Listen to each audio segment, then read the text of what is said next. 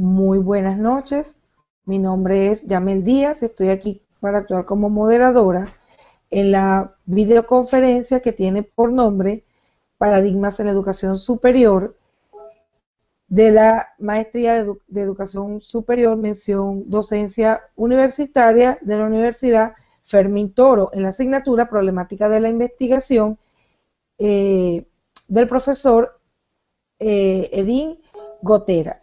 Los integrantes de esta videoconferencia son la licenciada Xiomara Cordero, la licenciada Fernández Daisy, el ingeniero Hernández José Gregorio, la abogado Mendoza Luisa, la licenciada Ruiz Bagna y mi presencia la ingeniero Yamel Díaz.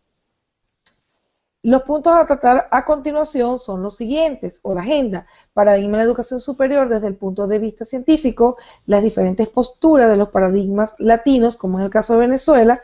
Dentro de estos mismos puntos estaremos considerando los siguientes aspectos: la postura general en la educación superior pública, la postura general en la educación superior privada, la postura en cuanto a lo que es la contratación de docentes, cómo son los diseños curriculares en Venezuela, cuál es una comparación de la matrícula privada versus la matrícula pública en Venezuela, el índice de deserción de los estudiantes universitarios en Venezuela, cómo es el trato del sistema actual al estudiante en forma general y cómo es el trato del sistema actual al docente en forma general. A nivel de introducción, se puede decir que la educación superior se debe en parte a la crisis científica que se inició a mediados del siglo XX, en la cual se criticaba a las ciencias naturales como modelo del saber científico y su exagerada fe en el método que la ciencia utilizaba o el cienticismo. Esto trajo como consecuencia la propuesta de otras formas con la naturaleza de los problemas estudiados, como es el caso de las ciencias sociales, el conocimiento generado a través de los procesos investigativos aplicados y utilizados en los distintos campos del saber. A continuación, le voy a dar el pase al compañero José Gregorio, que nos va a hablar lo que es las posturas en la educación superior desde el punto de vista científico. Adelante, José Gregorio. Buenas noches a todos. Queremos comenzar a hablar del paradigma de la educación superior desde el punto de vista científico. Las universidades, como sabes, cumplen funciones de docencia, de investigación y de extensión. La investigación produce conocimiento y ese conocimiento es llevado a las aulas de clase, y la extensión, pues sabemos que abarca nuevos campos de conocimiento dentro y fuera de las instalaciones. Antes del siglo XX era poca la producción científica de las universidades. ¿Por qué? Porque había poca demanda social. Pero ya para el año 58, entre ese año y el 83, hubo un auge en la investigación, y fue cuando vino la creación de los CDCHT, que son las coordinaciones científicas, las investigaciones de las áreas de extensión de investigación en algunas instituciones, y los posgrados también. Las direcciones de planeamiento, vienen direcciones de investigación y desarrollo, y en el caso particular de la Universidad Fermín Toro, nacen los decanatos de posgrado de investigación. También surgen la privatización de la producción del conocimiento, y surge un cambio de rol dentro de las universidades, que ya no trabajan tanto como docentes, sino como hacedores de conocimiento para gente privada. Entonces se justifica un cambio en la crisis universitaria. Los paradigmas tienen que cambiar porque el deterioro de las instituciones y la crisis obliga a buscar soluciones rápidas. Esto trae como consecuencia que las universidades tienen que modificarse, que tienen que cambiar de paradigma. Diferentes posturas, como segundo punto, diferentes posturas de los paradigmas venezolanos. Como todos sabemos, Venezuela, igual que los países latinos, sufren de diferentes posturas paradigmáticas en la educación, motivada a la diversidad. Acuérdense que cada universidad trabaja de manera diferente. ¿Cuáles son estos cambios de postura? La selección de los docentes, por ejemplo, que unas universidades lo hacen por concurso de oposición, otras universidades lo hacen por credenciales, otras por contrato. Los diseños curriculares también hay modificaciones de postura. ¿Por qué? Porque hay universidades que trabajan con semestres, hay otras que lo hacen en regímenes anuales y hay otras que lo hacen en regímenes trimestrales. Todo esto que nos da una idea de la diversidad de alternativas universitarias que el estudiante tiene para elegir a su gusto la universidad donde él se va a desarrollar profesionalmente. Eso es todo lo que tenemos que aportar. Le damos el pase a Yamel. Muchas gracias, señor José. A continuación voy a hablar un poquito sobre lo que son las posturas de la educación superior pública en Venezuela. En la actualidad, la educación superior propone nuevos paradigmas con alternativas de investigación-acción, los cuales promueven cambios sustanciales en el deber de la educación en tiempos de la modernidad y la revolución educativa, procurando que los estudiantes instituyan conceptos y conocimientos que se deriven de la realidad social, a fin de que sean revertidos de manera efectiva a la sociedad, convirtiéndose en actores y protagonistas de sus propias vidas para el bien común. Si bien es cierto que las instituciones de educación superior en Venezuela tienen un gran compromiso con la sociedad y sobre todo en la Venezuela actual que estamos viviendo, este consiste en brindar una educación de calidad que responda a las demandas que de ella hace la sociedad. Y para eso se deben encargar los entes públicos o lo que es la parte de la Administración de Educación Superior a nivel pública, que es el que rige estas posturas que debe mantener la educación pública venezolana. Ahora le voy a dar el pase a nuestra compañera Angélica por las posturas en la educación superior privada. Adelante, Angélica. Buenas noches. Voy a hablarles de la postura general en el área de educación superior privada. La Constitución de la República Bolivariana de Venezuela y la Ley de Universidades de 1970 establecen dentro de su texto el derecho de los particulares, bien sea persona natural o persona jurídica, a fundar y mantener instituciones educativas privadas, y para su funcionamiento estas universidades requieren la autorización por parte del Gobierno Nacional, del Ejecutivo Nacional, previa opinión favorable del Consejo Nacional de Universidades. La creación de estas universidades, institutos y colegios universitarios privados en Venezuela aumentó desde 1980 hasta el año 2006 en un 284%, contra 51% de las universidades e institutos oficiales. Según un informe elaborado en mayo de 2006 por la Universidad de Monte Ávila, a petición del Instituto Internacional de Educación Superior en América Latina y el Caribe, la UNESCO, señala que el crecimiento que se ha dado entre 1980 y 1986 fue de un 36% para las universidades privadas, originándose este fenómeno por las iniciativas de particulares que poseen vocación educativa y sensibilidad por las necesidades del país, y al interés y la influencia de los sectores empresariales para lograr una reorientación de contenido de la formación universitaria con el fin de mejorar y cubrir las necesidades laborales que hay en el sector productivo y las regiones en desarrollo. En Venezuela existen 28 universidades privadas y 68 institutos y colegios universitarios privados. La Venezuela de Hugo Chávez está produciendo una gran transformación universitaria y entre sus políticas se ha limitado a las universidades privadas, no autorizando ningún programa de grado, estableciéndose que el ajuste del precio y su matrícula sea siempre menor que la inflación y decretando aumentos salariales superiores, afectando sus equilibrios financieros y limitando así publicidad, inversiones y políticas de calidad.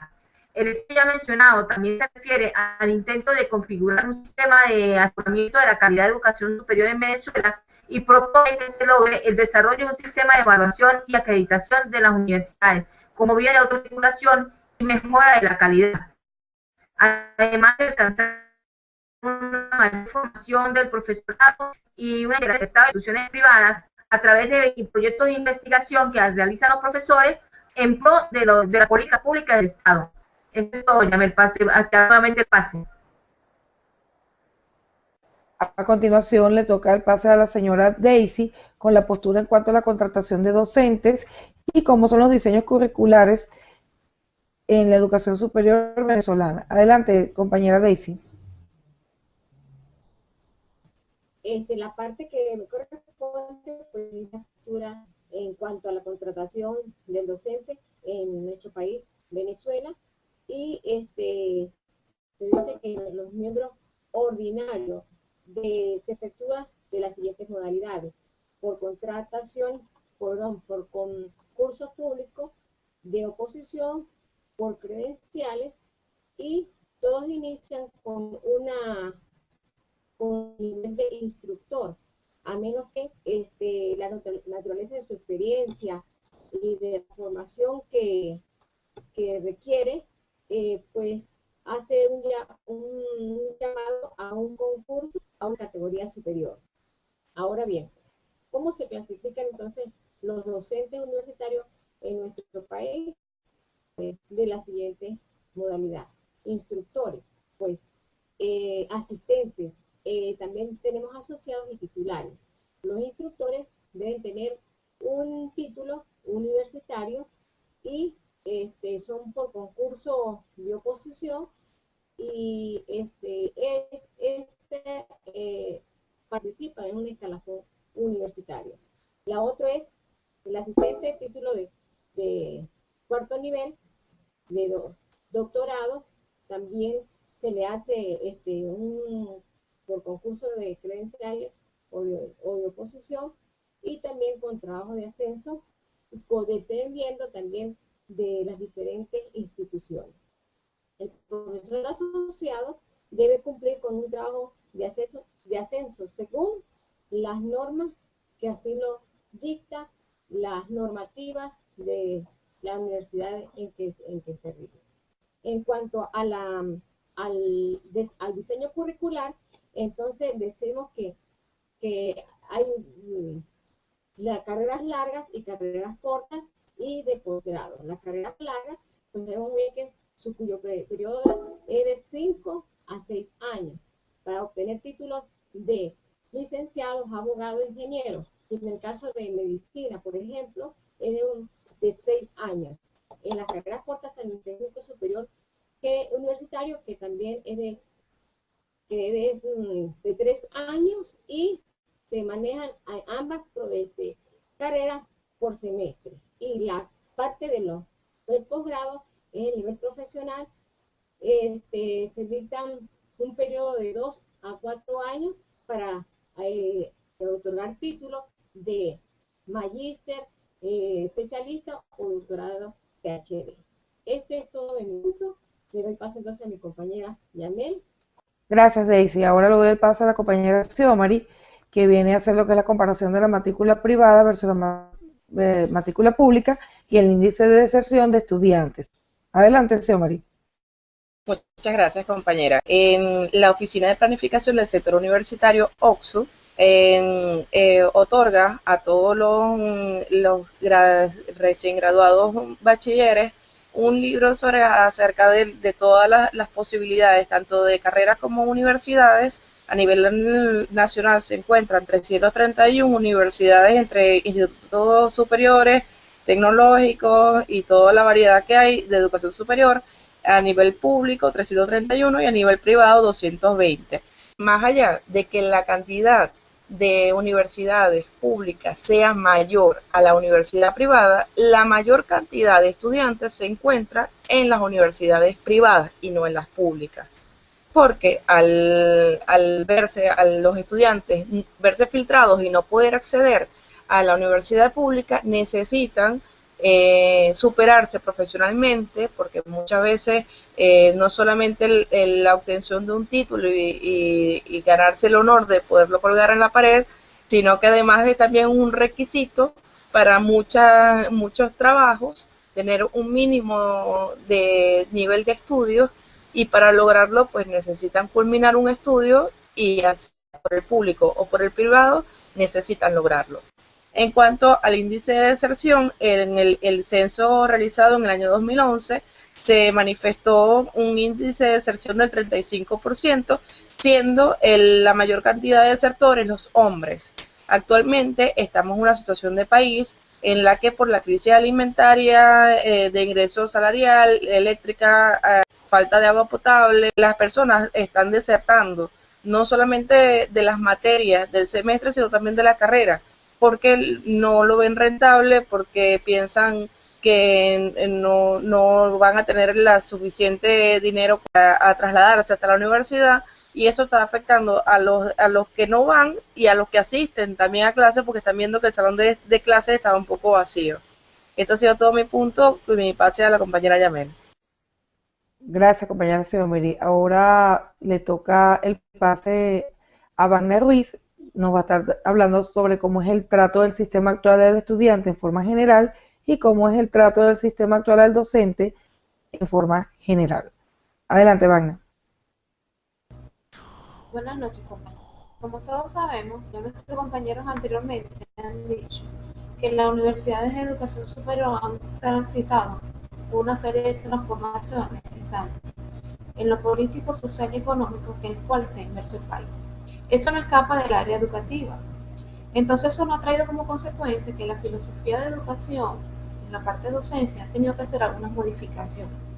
Esto se podría mencionar en un currículo oculto, ya que el OCSO, el ente encargado de establecer el lineamiento y parámetros del plan de estudio de la Universidad de Educación Superior, no ha hecho adaptaciones de manera legal en los últimos años con respecto al rol del docente. Pero a través de ese conocimiento oculto, esa realidad que se vive en el Instituto de Educación Superior, los docentes se han visto la necesidad de gestionar unas nuevas condiciones del proceso de enseñanza y aprendizaje que faciliten o den validez de la sociedad. En este sentido, se podría definir la enseñanza actual en el proceso de educación superior como un estudio multidisciplinario donde está comprendido un desarrollo integral del ser humano. Y cuando hablamos de integral nos damos cuenta que no solamente el docente está o de crear unas ciertas habilidades y destrezas en los estudiantes, sino que además tiene que aportar algún conocimiento o algunos valores o alguna ética profesional que esto les puedan hacer valer su quehacer profesional al momento de egresar en un instituto de educación superior. ¿Okay?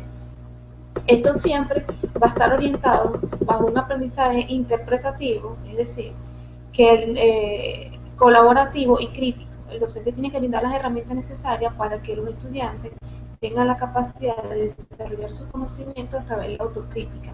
El autoconocimiento y la valoración del orden académico reviste entonces un nuevo compromiso social derivado en parte de una nueva etapa marcada por los aceleradores cambios tecnológicos y de información, así como por los nuevos conflictos sociales y económicos.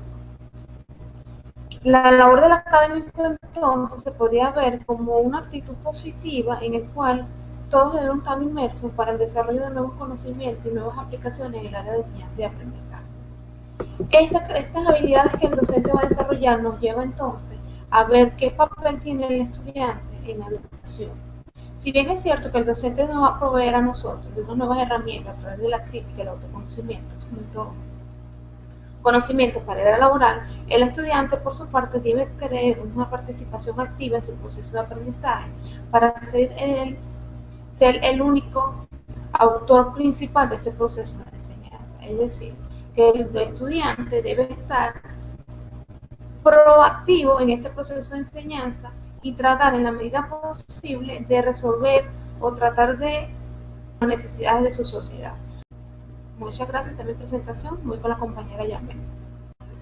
Gracias, Wagner. Voy a proceder yo a hablar un poco sobre lo que es la parte, un poquito lo que es la conclusión. Podemos decir que desde el punto de vista científico, las universidades venezolanas han trabajado cumpliendo funciones de docencia, investigación y extensión.